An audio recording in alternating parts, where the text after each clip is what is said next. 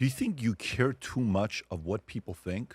I think everybody cares what No, other people but there's think. difference. No, I think there's a limit. And to me, I learned a long time ago. Like one of the things I put in my business plan is knowing who I cares about what I think, and what I'm saying, and who I could care less about.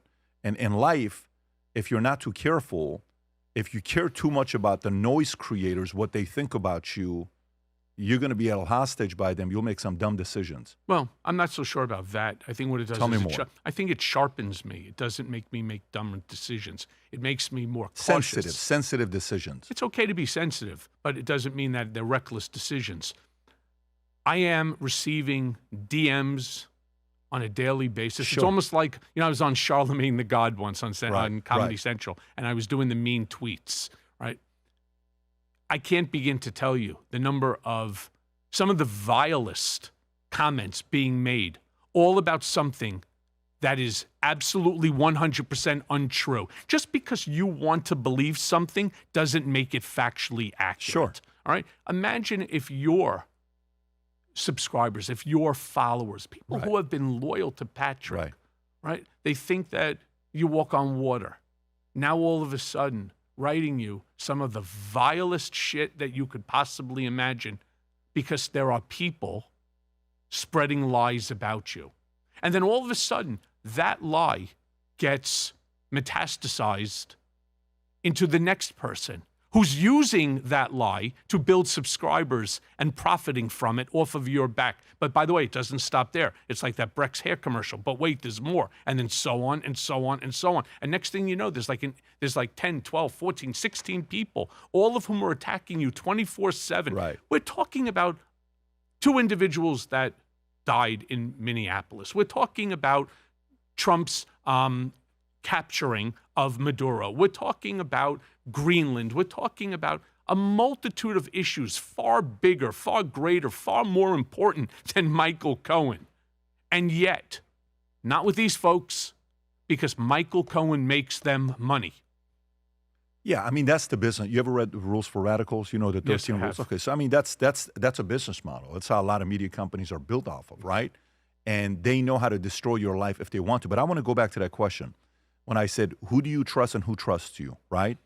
And I said, outside of family, and you said you don't know, you want to support us, and you kind of went through how emotional and tough it is to be in a place like that. When I said, how do you feel about it? Because I think as a man, there are a few people who, as a man, for your identity, not everybody will understand this, that you want them to look at you in a certain way. It's how your wife looks at you. It's how your kids look at you. Boys a different look than daughters. It's how your enemies look at you. It's a look you want from your enemies. It's how your peers look at you. It's how your boss, investors look at you. Those each individually are very important. So then let me then go back to your question. Please. I still have my oldest and closest friends. They have never shied away from me.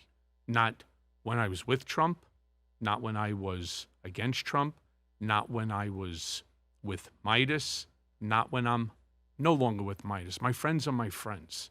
They know the true essence. They know That's me. important. I mean, I have friends since, the age of 10. I mean, you're talking about almost 50 years, right?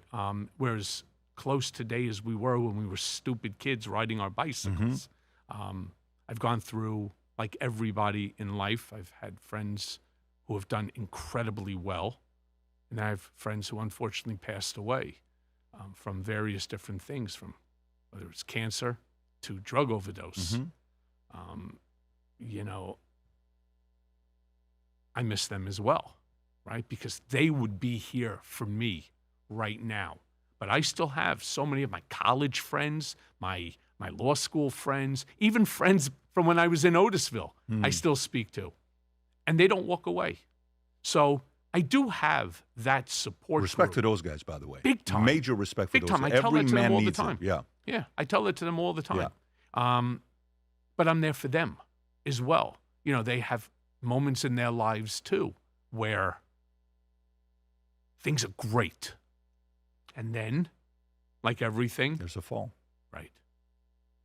The ED medication is wearing off. That is so funny. Hey, Michael Cohen here. Look, you all know who I am. Donald Trump's former personal attorney and fixer. A lot of things have taken place over the years. A lot of questions need to be answered. Well, you may have a lot of questions. So do me a favor. Anytime you want to ask me a question, feel free to reach out to me on Connect. If you enjoyed this video, you want to watch more videos like this, click here. And if you want to watch the entire podcast, click here.